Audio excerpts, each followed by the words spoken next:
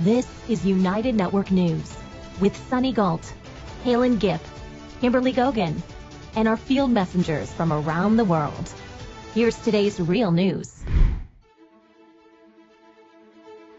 It's Wednesday, September 3rd, 2025, and here are today's stories. Few topics in education spark more passion than school vouchers. Are they a lifeline for families or a threat to public schools? From history to architecture, Hamburg's famous warehouse district is more than just storage. It's a cultural treasure. We'll take you inside. Nova Scotia is banning access to forests and trails this fire season. Officials say it's about safety, but not everyone is convinced. Deep underground in Romania, the Turda Salt Mine feels more like a fantasy world, complete with rides, a spa, and centuries of history. Wikipedia is one of the most visited sites on the internet, but how much can we really trust the information we find there? And finally, skies over Albuquerque light up with hundreds of hot air balloons in the world's biggest festival of its kind. Few issues in education spark as much passion as school vouchers. Supporters see them as a lifeline for families stuck in struggling schools, while critics warn they undermine public education itself. As voucher programs expand across the country, the debate has become a central battle in American politics, with Arizona often leading the charge. School vouchers are government-funded scholarships families can use to pay for private school tuition, homeschooling expenses, or other educational services. Instead of tax dollars flowing only to public schools, vouchers allow funding to follow the student to whichever school parents choose. The idea isn't new. The modern school choice movement began in 1990 with a small program in Milwaukee, but it has since spread widely. By 2025, more than half of U.S. states had some form of voucher or voucher-like program, and about a dozen had created universal vouchers open to all families, not just low-income households. Arizona stands out as the national leader in school choice, with some of the most expansive voucher programs in the country. Its empowerment scholarship accounts, or ESAs, are available to all families, making it the first state to offer a universal voucher program.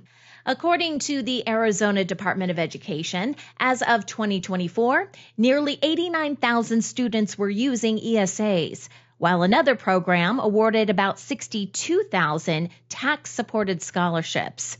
In addition, more than 232,000 students attended charter school. Together, these options mean only about 75% of Arizona children attended traditional public schools, one of the lowest rates in the nation. Traditional public schools are feeling the strain from lost enrollment and funding, leading to widespread school closures. This is the zip code the kids came out of. Kurt Cardine has seen it all. He's been a superintendent and teacher in district, charter, and private schools. The author of 3 books about the school choice movement, Cardine tracks data on where Arizona kids are attending. How are ESAs impacting school districts like Roosevelt? They've lost a lot of kids to ESAs and STOs, which are tax credits. In Roosevelt, most of them were in the public school system. There's a huge amount of kids that come out of the Roosevelt district, but only 43% actually attend school in the Roosevelt district. So we're letting money go where it really shouldn't be going.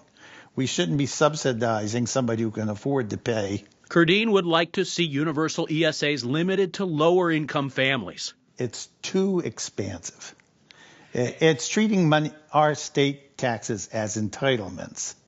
Supporters of school choice say these numbers prove families are seeking alternatives because traditional public schools aren't meeting their needs. They believe vouchers empower parents to select the best educational path for their children, whether that's a private school, charter, or homeschooling. They see it as an issue of fairness, believing tax dollars should follow the student rather than being tied to a particular district, and say competition will push public schools to improve. Critics, however, warn vouchers drain funding from already under-resourced public schools, leaving the majority of students worse off. They also point out many private schools receiving voucher funds aren't held to the same accountability standards, such as administering state tests or accepting all students, raising concerns about equity, transparency, and the long-term sustainability of public education. Research on school vouchers shows mixed results. A 2023 Brookings study found little to no improvement in student performance. National Education Policy Center review noted vouchers often fail to raise test scores and can increase segregation. Beyond academics, the controversial debate over vouchers is dividing people and communities. Voucher programs are primarily state-driven, but federal involvement has begun to grow. In July 2025, President Trump signed the nation's first federal voucher program, requiring states to opt in, with an estimated cost of $26 billion during the next decade. Starting in 2027, the government will offer a federal tax incentive more generous than any other on the books. It's meant to expand school choice, but states will get to decide whether to opt in. Individuals would get a dollar-for-dollar tax credit up to $1,700 when they give to a nonprofit that offers education scholarships. They could then use that money for tuition and other educational expenses, including for private or religious schooling. Sure. This is a program that essentially supports state-based organizations that offer scholarships to families, typically to send them to private schools. So essentially, if you're a family and you want help paying your tuition bill, you can apply for a scholarship from one of these private organizations. But where does the organization get their money? They get their money from donations. And what this tax credit will do, sort of mimicking what's been done in many states, is offer, as you said, a dollar-for-dollar tax credit. So essentially, you give money to this organization and you get the entire amount reimbursed to you through the tax code. So it is a powerful incentive, much more than any other kind of charitable giving. Keep in mind, even with school choice, the government still controls the funding behind vouchers. Parents may pick the school, but the rules around the money, what it can cover, and who qualifies mean the government still has a hand in shaping education. Choice may feel empowering, but it doesn't remove public oversight or influence. Hamburg is home to the world's largest warehouse district, with beautiful Gothic Revival architecture and a deep history connected to global trade. UNN Field Messenger Sophia explores this vibrant cultural hub. This is Sophia, Field Messenger for United Network News. Today I am in Hamburg, in Germany, and I am showing you about something very interesting, which is called Speicherstadt in Germany. Rising like a red brick fortress from the canals of Hamburg, the Speicherstadt is more than just a warehouse district. It is a living symbol of Hamburg's rich mercantile history and its global reach. Located in the port of Hamburg, die Speicherstadt, meaning the city of warehouses, is the largest warehouse complex in the world. Built between 1883 and the late 1920s, it represents a masterpiece of late 19th century industrial architecture, blending Gothic Revival design with functionality tailored for global trade. When Hamburg joined the German Customs Union in 1888, a unique deal was negotiated. The warehouses of Speicherstadt would remain a free port, exempt from custom duties, a duty-free area.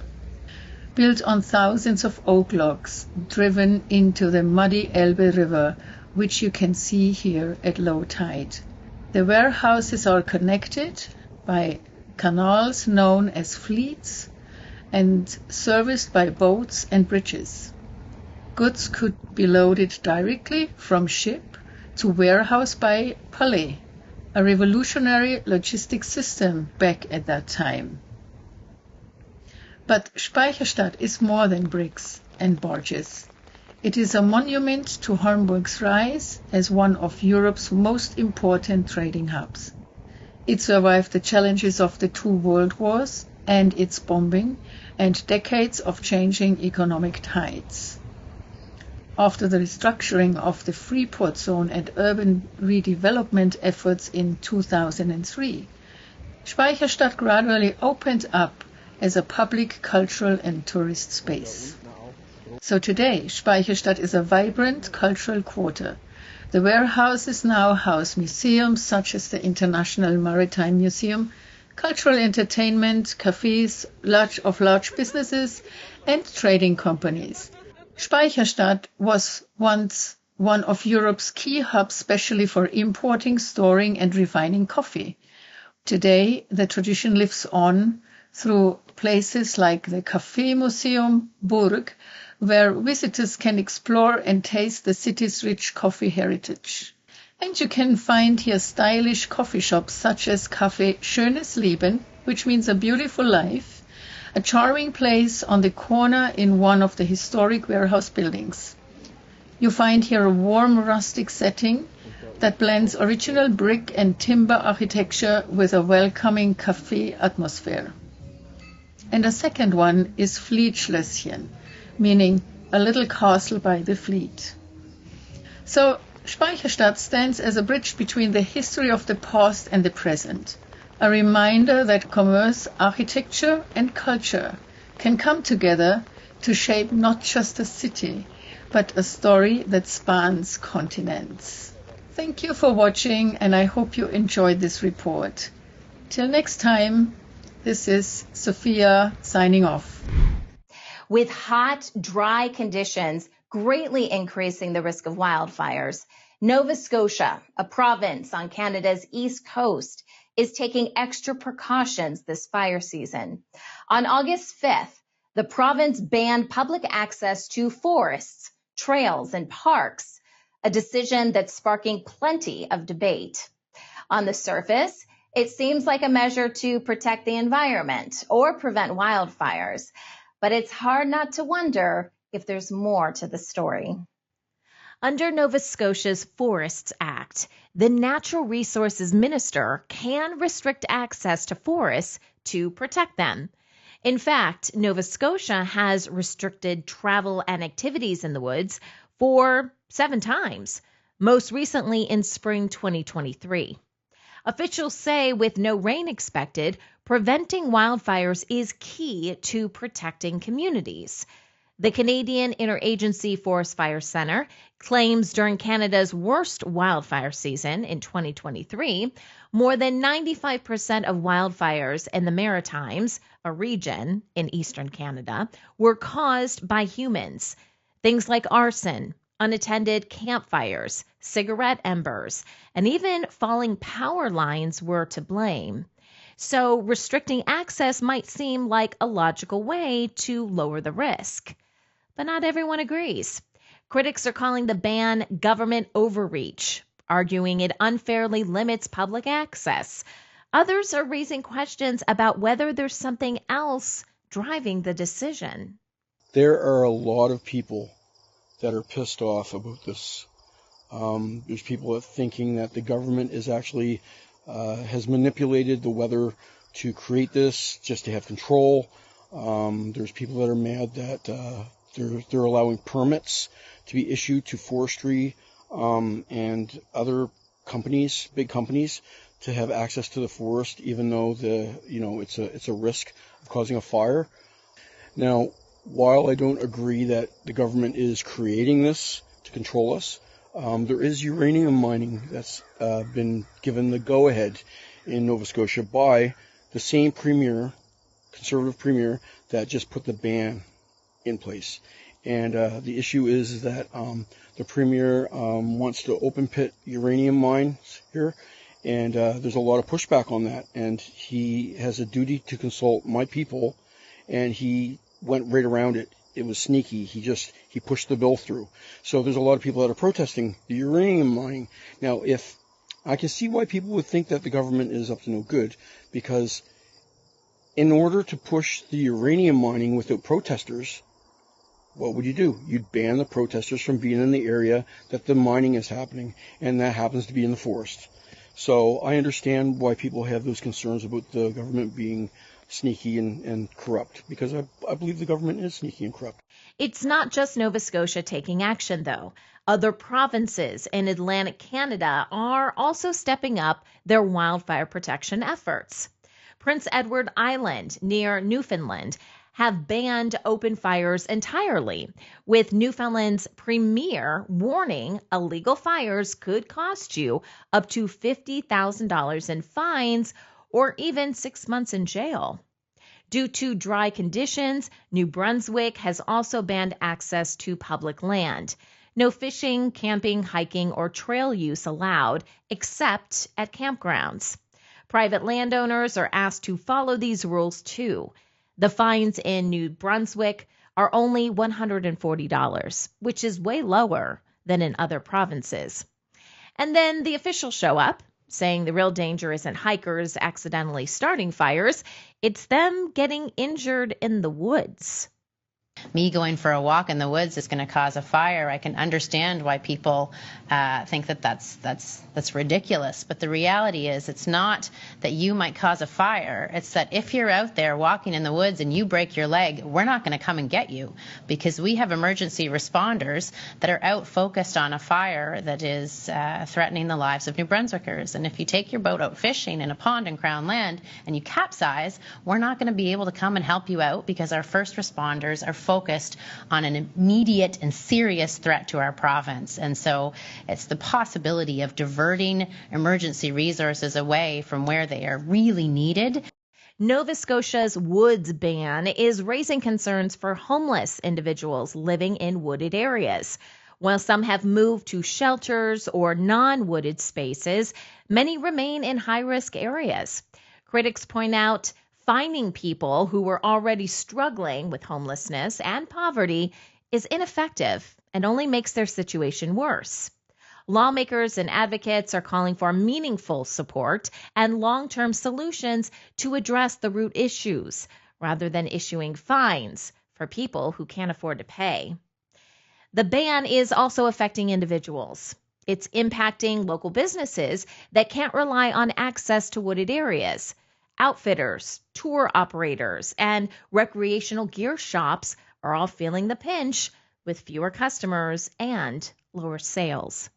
With such wide-ranging impacts, Nova Scotia's forest ban has sparked a lot of discussion about how to balance wildfire prevention with fairness and practicality. Whether you see it as a necessary safety measure or an overreach of authority, there's no denying it's a decision with far-reaching consequences. At New Earth Innovations, we search the planet for nature's most powerful healers. This took us all the way to the coast of New Zealand. Our Omega 369 Plus is made from the Perna greenlip mussel, rich in omegas, chondroitin sulfate, and rare glycose aminoglycans. The Perna is one of nature's powerhouses. Support joint flexibility, easier breathing, better digestion, and a calmer, less inflamed body naturally. Grown in clean New Zealand waters, backed by nature, sustainably sourced, trusted by thousands. Subscribe today and start feeling the difference. Hey, I'm Kirsten from Switzerland. This is Wayne from Tucson. Hi, my name is Desmond from Ghana. I am Claudia from Dawsonville, Georgia. I'm Mikey from Pretoria, South Africa. Hi, I'm Steve McGrath, Fort McMurray, Alberta, Canada. People from all around the world are coming together. Happy day, beautiful world. We are here in a rather small urban garden, and this video is just to show you the joys that we've had in this garden with the electric gardening. When news happens in their area, they show us what's really going on. We have people in the streets protesting for and against. At United Network News, our field messengers are changing the face of news. This is Field Messenger Helen reporting with Nature, and I'm going to talk to you about the bees again. Take the next step in restoring our planet. Become a UNN Field Messenger today. Hi, I'm Stephanie from South Africa. If it's going to be, it's up to me. If it's going to be, it's up to me. It's up to me. It's up to me. It's up to me. It's up to me. It's up to all of us. We're UNN, and we're taking back the news. Turda Salt Mine in Romania is a hidden gem featuring a magical underground world with history, stunning views, and activities like an amusement park and spa. UNN Field Messenger Monica shares more about this unique attraction. Hi, Monica here from Romania, Field Messenger reporting for UNN. In this report, I present Turda Salt Mine, a treasure in the depths, a magical land of goodness, and an endless source of help.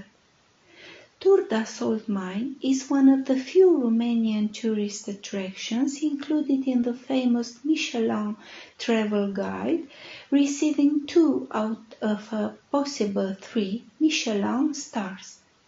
Locals and tourists alike, Romanians and foreigners from all over the world, seek the sense of well-being that Turda Salt Mine facilitates for all its visitors with its clean, purified air. This well-being benefits not only each individual visitor, but also their loved ones, family, colleagues, and friends.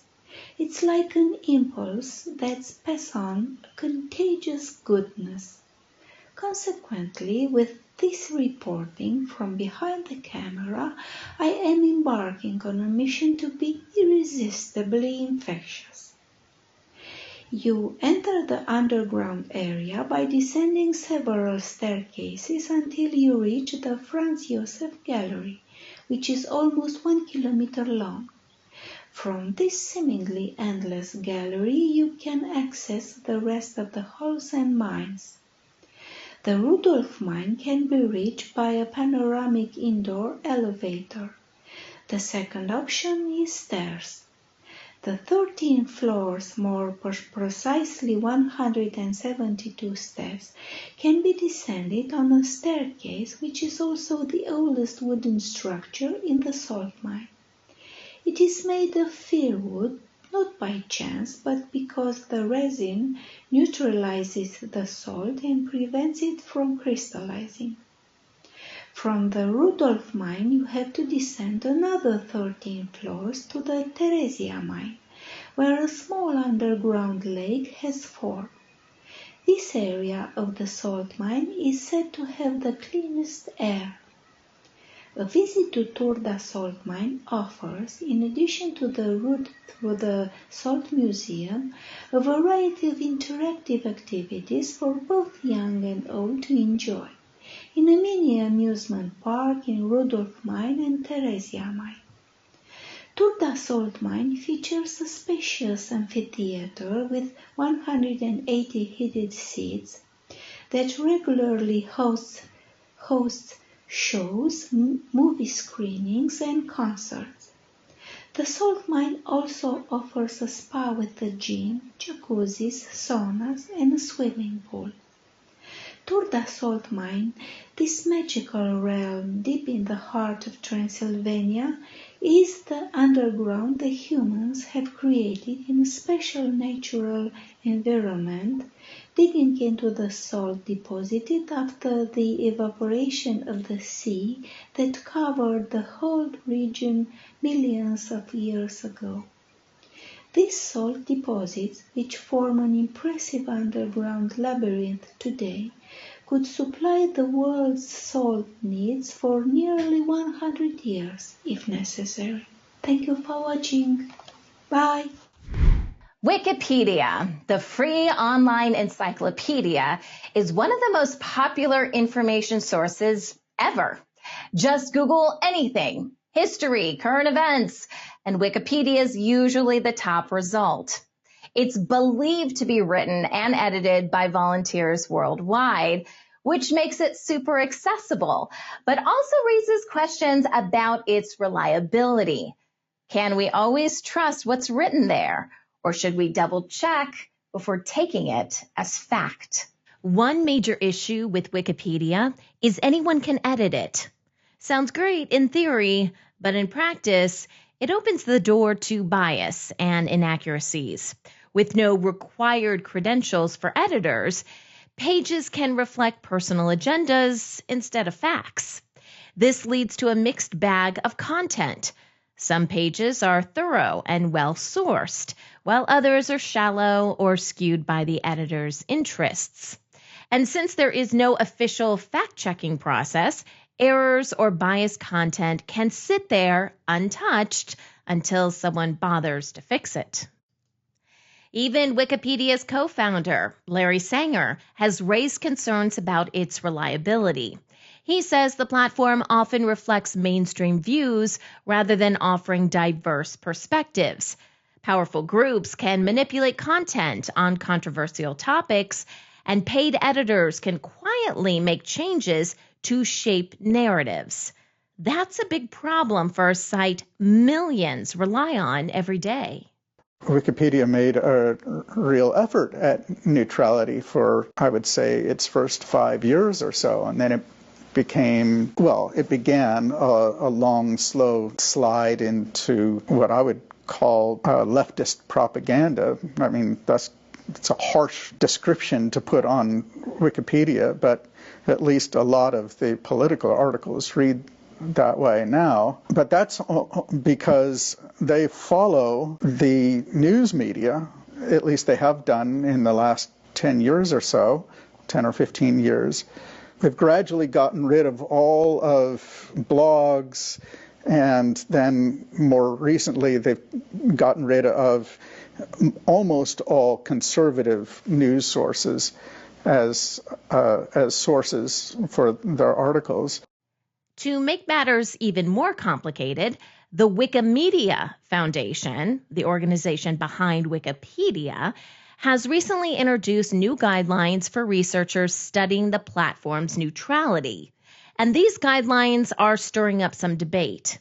Critics argue the rules go beyond just ethics and privacy, getting into territory where they dictate what researchers should study, how to study it, and even how to interpret their findings.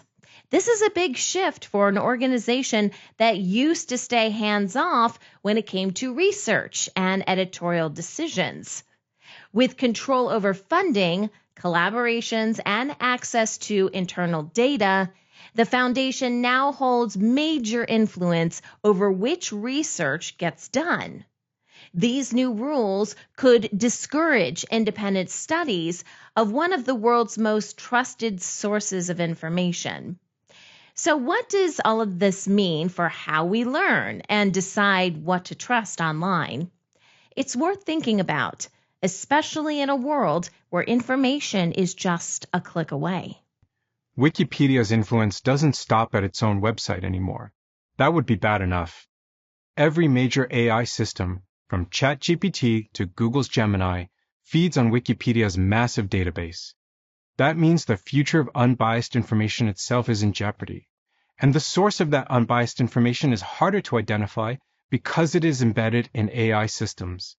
Every student writing a term paper with the help of AI, journalist fact-checking a story, policymaker researching an issue, they're all using Wikipedia whether they know it or not.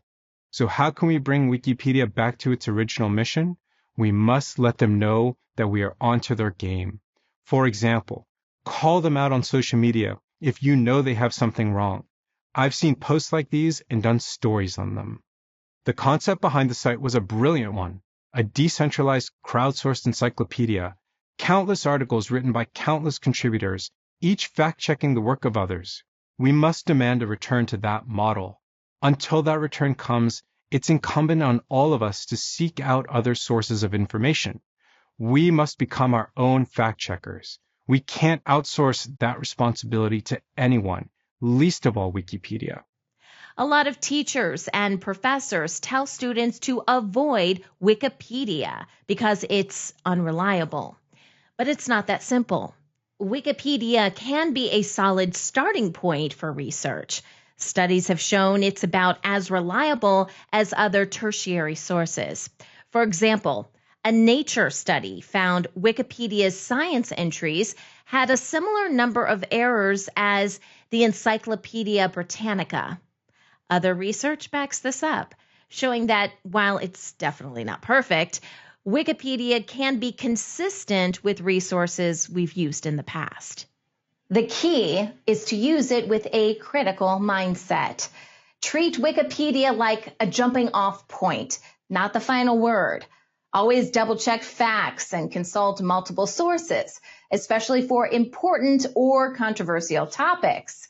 In a world overflowing with information, a little skepticism can go a long way. The Albuquerque International Balloon Fiesta is a colorful 10-day event with over 500 hot air balloons filling the skies. It's the largest ballooning event in the world and a must-see. UNN Field Messenger Veronica shares the experience. Hello, this is Veronica, Field Messenger with United Network News, reporting from Albuquerque, New Mexico. Today is October 5th, 2024, and we are going to the 52nd Annual Albuquerque International Balloon Fiesta, located in Albuquerque. We are catching the Park and Ride at Coronado Mall.